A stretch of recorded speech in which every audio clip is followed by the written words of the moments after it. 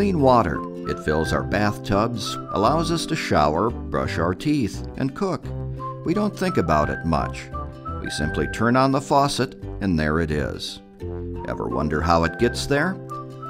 It turns out that before water flows to your tap, it goes through quite a process. Most municipal water either comes from wells or surface water sources and may contain pollutants or contaminants that need to be treated at a water treatment plant before being delivered to your home.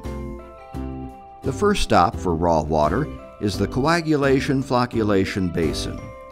We take the water from our ponds and we start adding our chemicals to it. So the first chemical that we add is called potassium permanganate. And what that is a strong oxidizer that loves to remove heavy metals such as iron and manganese out of the water. And then we add another chemical called ferric sulfate. And what that does is it takes whatever's not going to settle out naturally in the water, it allows those particles to start sticking together, forming bigger particles called flock. They'll travel on to the end of the basin here, where they'll be settled out to the bottom of this tank. Next is sedimentation. The flock is pushed to the bottom of the tank, forcing the cleaner water to flow up through the plates, where it exits and heads to the next process, filtration. What happens is the water comes from the sedimentation basins where we just were, and it comes into these filters where it's going to remove any other contaminants that still may be in the water. So what happens is the water comes into these filters, and there's a valve at the bottom of the filter that opens up and allows that water to be pulled through a layer of anthracite and a layer of sand that will trap any type of contaminant that may still be in the water. Once it leaves the bottom of the filter there, then it goes on to disinfection. We add chlorine to the water to do our disinfection. Once that water's been disinfected, the water is considered potable, and that heads out to the tanks where the water can be used.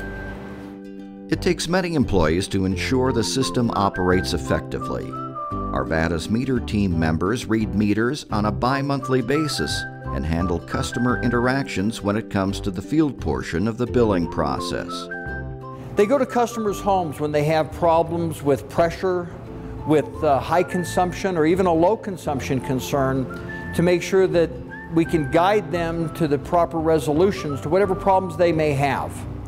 We complete the service tap connections to new water mains for developments, and make sure that all of the accounting for the tap, the meter, and the meter pit are addressed to the proper home. So where are all the pipes? Our utility is underground. It's 4 to 5 feet. You can't see it. We do have tracer wire on the new pipe so that we can take a locating unit and locate where it is in case somebody's digging or excavating in the area. But a lot of our system was installed in the late 50s, early 60s. They work very hard to ensure that it's mapped properly so that if people are working in the area, they don't damage and we have an unplanned outage to our customers. Cliff and his team are always working to make sure the system remains up and running. Our construction section completes over 100 excavations on the water system every year.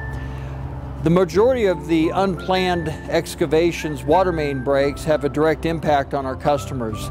The other excavations, such as valve repairs, replacing bolts, exploratory digs, are done to prevent those emergencies from occurring in the first place.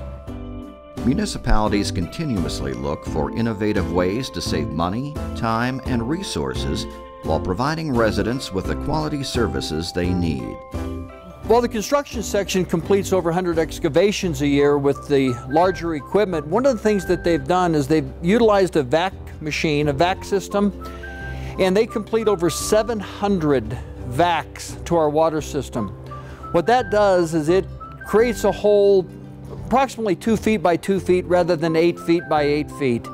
Saves thousands of dollars per repair. The City of Golden has a non-potable water source to store water that doesn't have to be treated.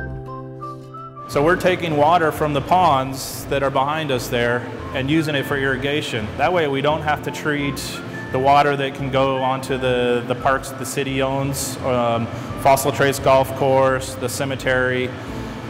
So it saves us in the summertime up to almost 1 million gallons a day that we do not have to treat anymore. Arvada's research and maintenance team members play a key role in the water quality their customers receive.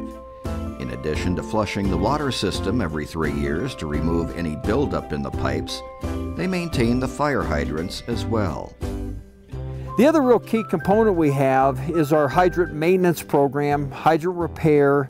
We work very closely with the Arvada Fire Protection District on our ISO rating, which has a direct impact on what our customers pay for insurance for their homes. Municipal employees like Ashley and Cliff, and those in your city or town, ensure that you have clean water when you need it. This plant is staffed 24 hours a day, 365 days a year. So we always have somebody here on staff that is available to take care of any emergency situations that may arise. No, it's not magic. It's a dedicated team working for you.